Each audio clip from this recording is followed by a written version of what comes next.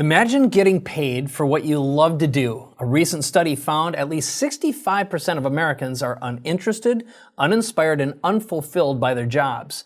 But CEO of Skilset Communications, Michele Lando, says it doesn't have to be that way. Anyone can align their purpose and passion and profit from it. She got her first coaching gig when she was just 8 years old, and since then she's worked with American Express, Bank of America, Cisco Systems, US Trust, and Visa.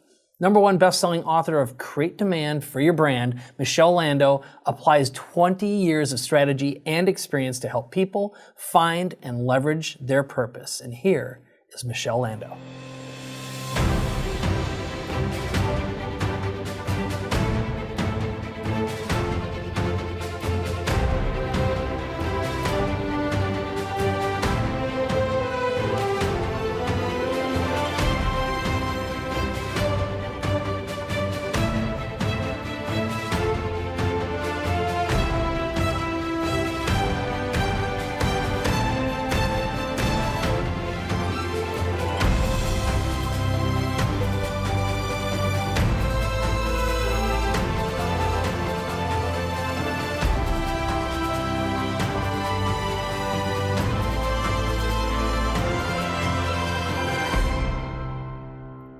All right, Michele, you've spent the last 20 years with C-suite executives in all levels through Fortune 500 companies. You've been helping them increase sales, communicate, find passion again in their work. So why are you so good at this? Okay, I'm good at this because at 8 years of age, I got my first call to be a coach. Now I know that sounds That is a big hustle. Very impressive.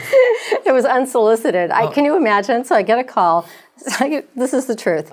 Susie said that you could help me with my problem. And I said, okay, no problem. What is that? What's your concern? And she told me her story. And I said, all right, well, I asked her a couple of questions, gave her a couple of suggestions. So how do you feel about that? She said, fine, I can do that. I said, great, why don't you go do that? And she did. The interesting thing about that But what about the money part? Did you forget to charge her? No, okay. Yeah, no, I did not charge her at that time. We didn't know about that. Paid gig. Okay, keep on going though. The interesting part about that really is that I thought that was perfectly normal and natural. It didn't occur to me that that was odd in any way, shape, or form. And I think that's really the key that helps to make things successful for me with my clients is realizing that we all have innate gifts and talents. We all do. Even when I ask someone, what are yours? And they say, oh, I don't have any. I'm plain vanilla. No, you're not. You just don't know what they are yet. But we do have them. But more interesting even is we don't always recognize them. And when we do, we don't always value them because we didn't work for them. They were embedded in us. They're just in there.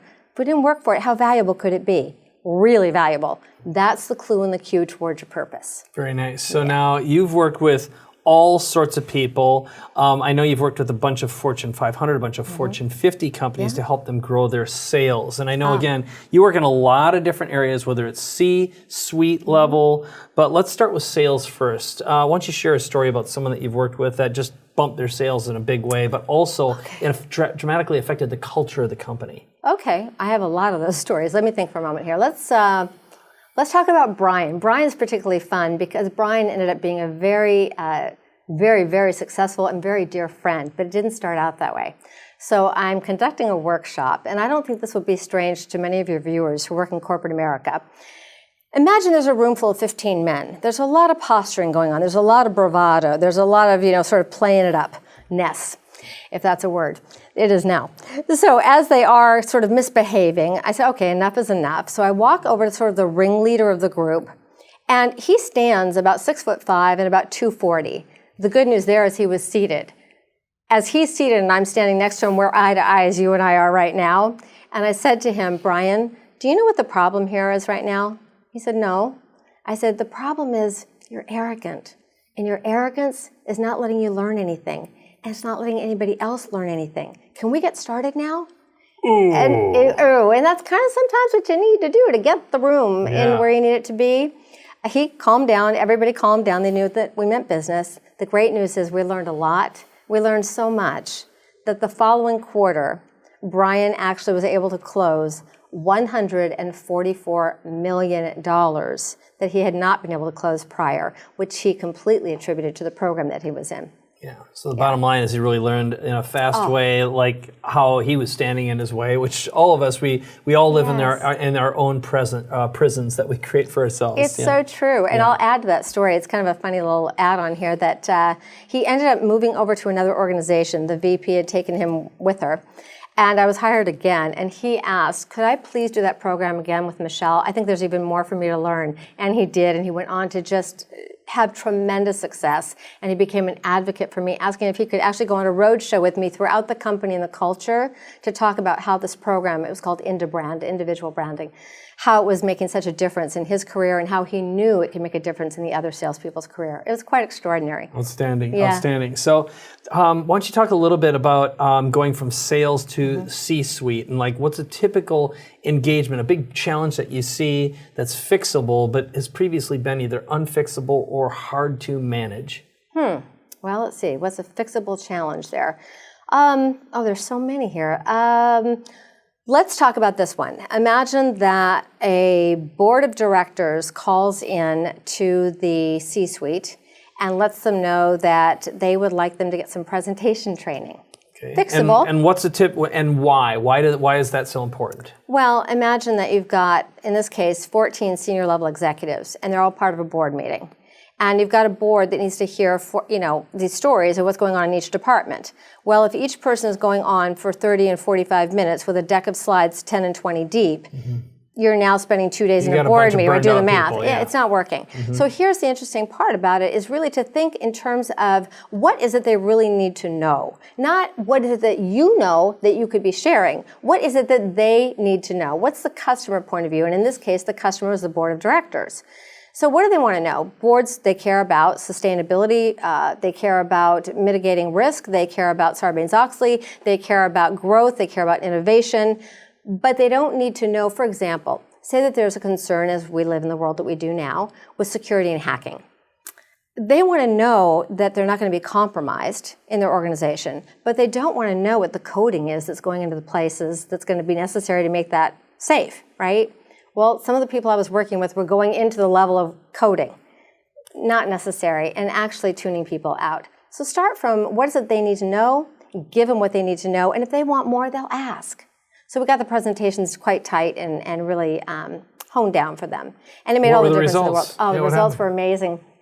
Actually, what occurred was one of the gentlemen that had been through that process and gone through the training got a note the next day from the chairman of the board saying how much he appreciated his efficiency and his conciseness in the presentation, which, by the way, he had to phone in because he was on a trip 3,000 miles away. And even via phone, the gentleman sent me the note and said, "You really are to credit for the note. Thank you so much." Of course, that's not true.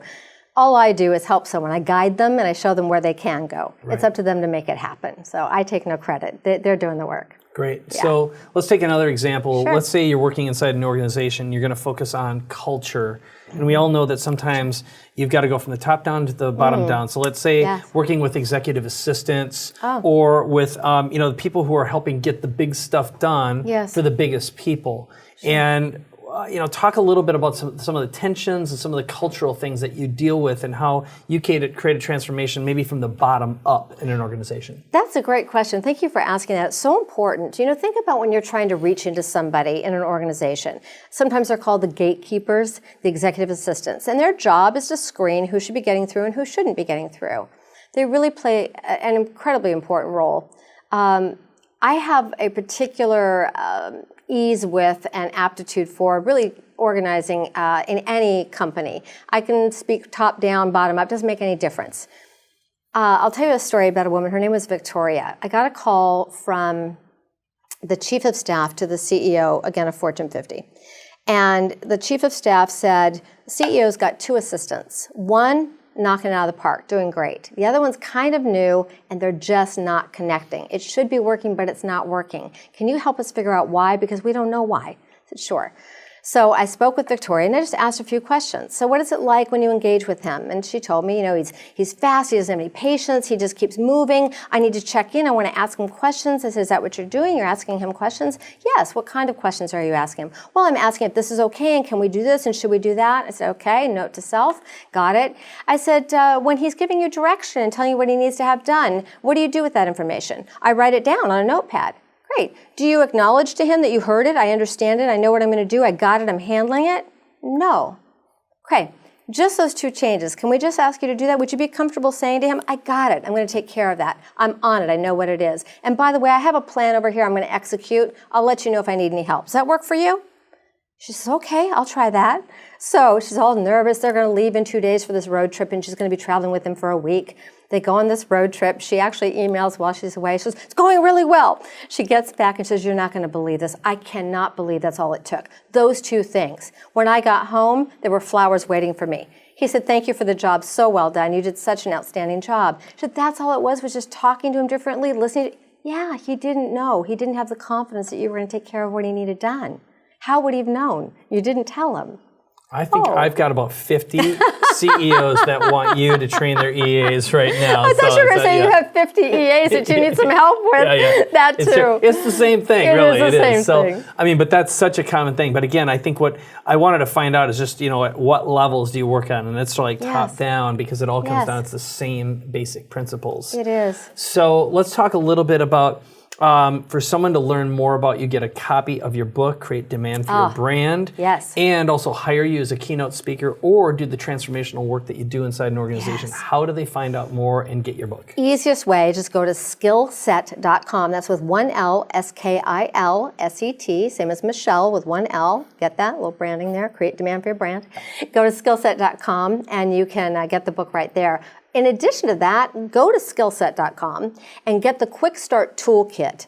In the book, there are a series of tools that I use in the workshops that I conduct for these Fortune 500s.